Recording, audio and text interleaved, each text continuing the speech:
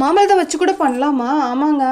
யாருக்கு மாம்பழம் பிடிக்கலன்னு சொல்லுவாங்க. உங்களுக்கு மாம்பழம் பிடிக்குதுன்னா இந்த வீடியோக்கு குட்டியாக ஒரு லைக் போட்டுங்க. எத்தனை பேருக்கு மாம்பழம் பிடிக்குன்னு பார்க்கலாம். மாம்பழம் சீசன் வேறு ஆரம்பிச்சிட்டு. இப்போ மாம்பழத்தை வந்து கட் பண்ணி எடுத்துக்கிட்டு இப்போ ஒரு மிக்ஸி ஜார் வந்து எடுத்து வச்சுட்டு நம்ம தோல் இல்லாமல் அந்த பல்ப்பை மட்டும் எடுத்துக்கலாம். ஒரு ஸ்பூனை வச்சு எடுத்திங்கன்னா ஈஸியாக வந்து வந்துடும். இதை வந்து மிக்ஸி ஜாரில் வந்து இப்போ சேர்த்துக்கலாம்.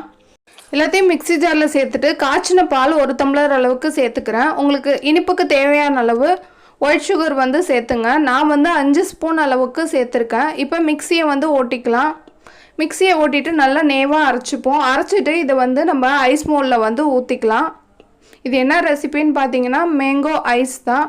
சூப்பராக இருக்கும் டேஸ்ட்டு. கண்டிப்பாக ட்ரை பண்ணி பாருங்கள். எல்லாத்தையும் க்ளோஸ் பண்ணிவிட்டு 5 ஹவர் ஃப்ரீசரில் வச்சு ஸ்டோர் பண்ணி எடுத்திங்கன்னா சூப்பரான மேங்கோ ஐஸ் ரெடி. இதுவரை எங்கள் சேனலை சப்ஸ்கிரைப் பண்ணலாம். சப்ஸ்கிரைப் பண்ணிங்க ஃப்ரெண்ட்ஸ்.